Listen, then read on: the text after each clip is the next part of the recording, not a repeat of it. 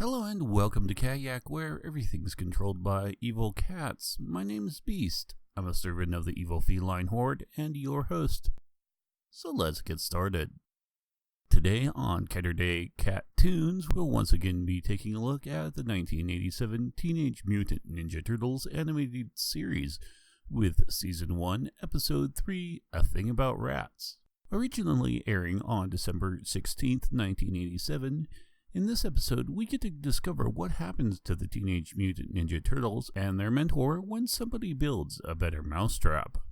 The episode starts off proper with Splinter still recovering from the events from the last episode, so our time frame for this episode is either directly after the last episode or within a 24-hour window. The Turtles are back in their sewer lair, and April stops by to check in and see how Splinter is doing. Leonardo says they're going to make Shredder pay for what he did, and by pay he means making Shredder turn Splinter back into human. April says that she can watch after Splinter for a while, so the Turtles decide to go searching for the Technodrome and Shredder once again.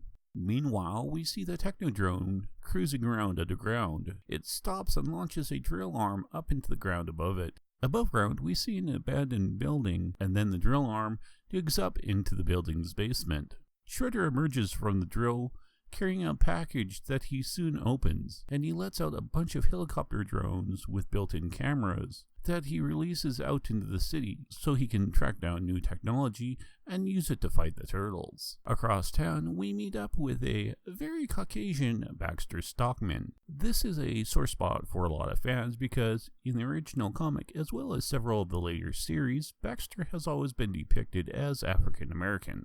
But back to this episode, Stockman is showing off his latest invention to a potential buyer. He first releases a rat into a maze. He then activates his new invention, a mouser droid. The droid starts off by traveling through the maze, but soon finds it's easier to chew its way through the walls of the maze to get to the rat. And Shredder sees Stockman's demonstration and figures that this droid would work great for tracking down Splinter and eliminating him. Meanwhile, the president of the pest company Stockman is demonstrating the mouser droid to tells him he's not interested and has Stockman literally thrown out of the building. But Shredder is already there, hiding in the shadows, and gets to Stockman before he can even dust himself off, and he offers Stockman to build his droids for him. The Turtles, on the other hand, are still having no luck trying to track down Shredder or the Technodrome, as they travel once again through the maze of sewer tunnels underneath the city of New York. Shredder takes Stockman back to the abandoned building and wants him to build a large master control for all the droids. Baxter said he already has a controller, but it's a small handheld one, and Shredder says that this isn't going to work because he intends on mass producing them by the hundreds. Bebop and Rocksteady make an appearance, coming up in the drill arm and dropping off some tech for Stockman to use. Then they, as well as Shredder, head back to the Technodrome via the drill arm. Once at the Technodrome, Shredder scans in the original mouser droid and has the computer start mass producing them. But Krang interrupts him over the intercom. We get a wonderful back and forth between the two, similar to last episode, where Krang complains that Shredder is wasting resources making these droids when he could easily make a body for Krang, and then Krang could easily defeat the Turtles. Honestly, I kind of like this dynamic between the two of them. In the first season, these two are depicted as highly intelligent, very cunning individuals that are only together for convenience, and neither one of them truly trusts the other. This is far better than later seasons where they end up being shown off more of as stumbling buffoons. When Shredder returns to Bebop and Rocksteady, 12 droids have already been created. He gets overexcited and programs them and sends them out after Splinter. Back at the Turtle Lair, April says she's going to be heading home. She hasn't been home in at least 5 days, which apparently is how long she's known the Turtles. Splinter sees her off and then goes to meditate.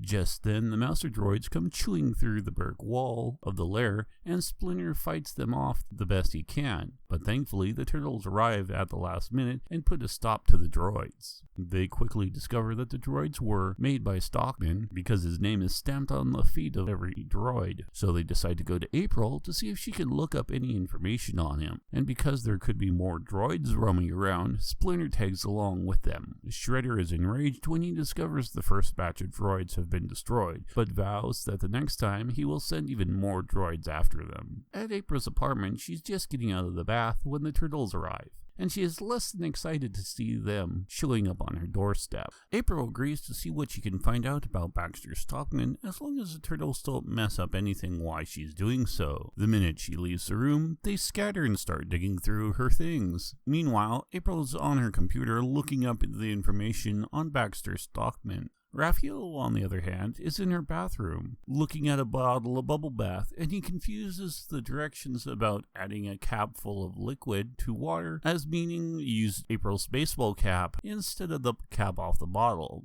April finishes printing up the information she's found, and then she gets carried away by a giant wave of bubbles caused by Raphael. Now soaking wet, she gives the information she found to the 4 turtles before kicking them out, and Splinter stays behind. Back with Baxter Stockman, he's finished building the massive controller for the droids, and he ends up getting thrown out by Shredder. But Shredder also has other plans, and sends a bunch of robot foot ninjas to follow him and do away with him. Shredder uses the master control unit and activates and releases the hundreds of master droids and sends them out into the city after Splinter. After returning to his warehouse, Stockman is confronted by the robot ninjas, but the turtles step in at the last minute to save his life.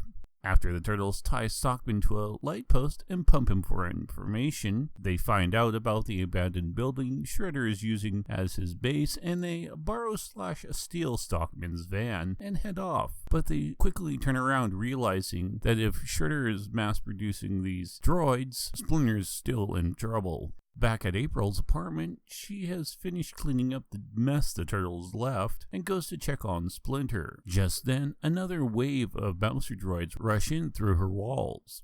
Her and Splinter manage to hold off the droids for long enough for the turtles to arrive, but the damage to April's apartment building is already done, and April's building begins to crumble around them.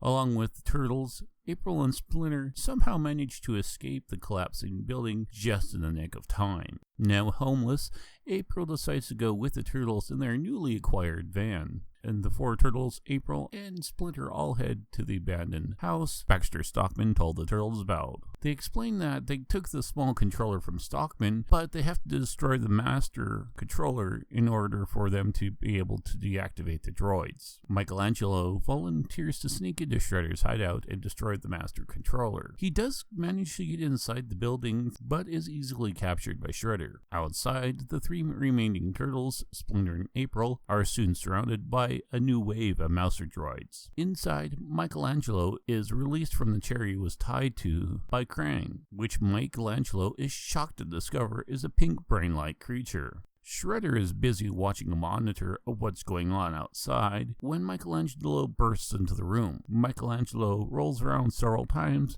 causing Shredder to shoot his laser rifle at him. Eventually, Michelangelo gets Shredder to shoot the master controller, destroying it. Donatello then uses the handheld controller to reprogram the mouser droids and send them after Shredder and his goons. The droids end up destroying the building, and Shredder escapes back to the Technodrome. Michelangelo is found alive in the rubble of the building, and as they go to leave in their new set of wheels, he tells them about the pink brain creature he met inside and how it set them free, but none of the others believe a word he says. And that was A Thing About Rats.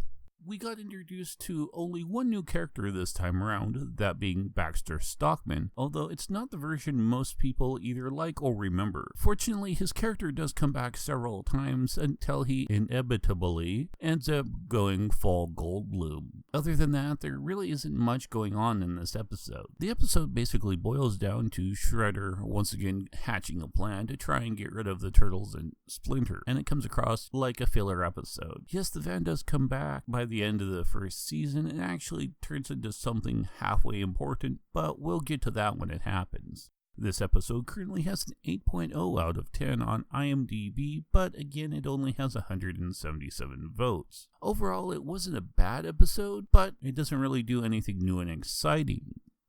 I give it a 2.5 paws out of 5.